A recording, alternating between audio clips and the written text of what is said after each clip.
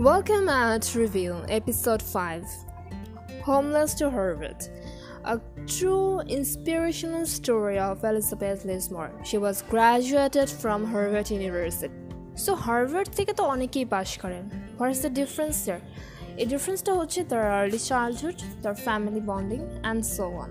তার মা এইডসে আক্রান্ত ছিলেন এবং দীর্ঘদিন ধরে তিনি কিন্তু অসুস্থ ছিলেন এবং ওর মাকে খুব ভালোবাসতো এবং বাবাকেও অনেক ভালোবাসতো. তবে মার প্রতি যে ভালোবাসাটা, মা মারা যাওয়ার পর সে মেন্টালি খুবই ভেঙে পড়ে এবং একা হয়ে যায়.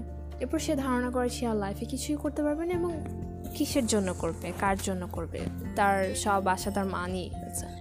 সো যাই হোক, সামহাও সেই লাইফ স্ট্রাগল শুরু হয়. তার একা একা থাকে, কোথায় থাকবে, কি খাবে, কিভাবে ঘুমাবে, সব কিছু নিয়ে আসলে একটা আনসার্টেন অবস্থা. তার ফ্রেন্ডসরাও মুভ অন করে বিভিন্ন যার যার মতো অবস্থায় এবং সে তার জায়গা থেকে সাহস করে বিভিন্ন অর্গানাইজেশনের সাথে মিট করে, প্রফেসরদের সাথে ডিল করে এবং সে জানায় তাদেরকে তার যে তীব্র আগ্রহ একটা ভালো কিছু করার, একটা ভালো জায়গায় দাঁড়ানোর, এই যে তার আবেদনগুলো এবং তার যে বুদ্ধিমত্তা, তার পড়ালেখার প্রতি যে ভালোবাসা, তার ক্রিয়েটিভিটি, সব কিছু মিলিয়ে তার আশপাশে সবাই খুব ইন্সপায়ার্ড হয় তার এই তীব্র আগ্রহ দ্বারা এবং সবাই আসলে যে যার জায়গা থেকে তাকে সাপোর্ট দেওয়ার চেষ্টা করে. And after all say scholarship পায় এবং হার্ভার্ডেও চান্স পায় এবং তার লাইফ সেখান থেকেই স্টার্ট হয় এবং হার্ভার্ড চান্স পাওয়ার পর তার ফুল লাইফস্টাইল কিন্তু চেঞ্জ হয়ে যায় ড্রামাটিকলি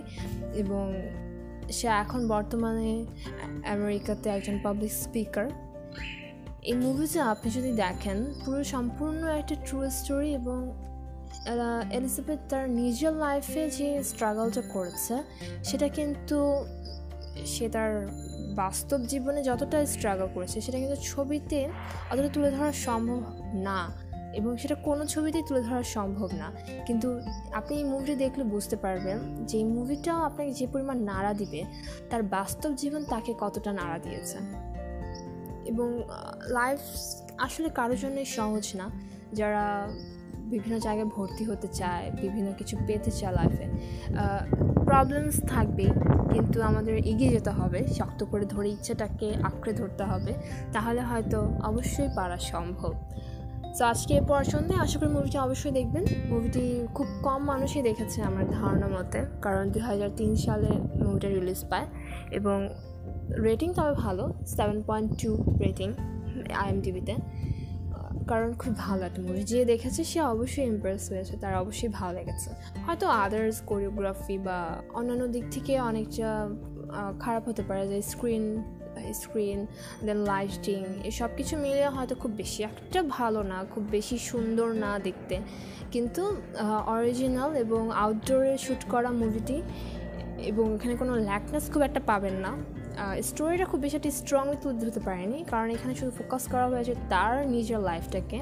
সো ওই লাইফটাই কিন্তু অনেকটা ইম্পর্ট্যান্ট এবং এখানে সম্পূর্ণ সেন্ট্রাল ক্যারেক্টারকে সেন্টার করেই পুরো স্টোরিটা ঘুরেছে.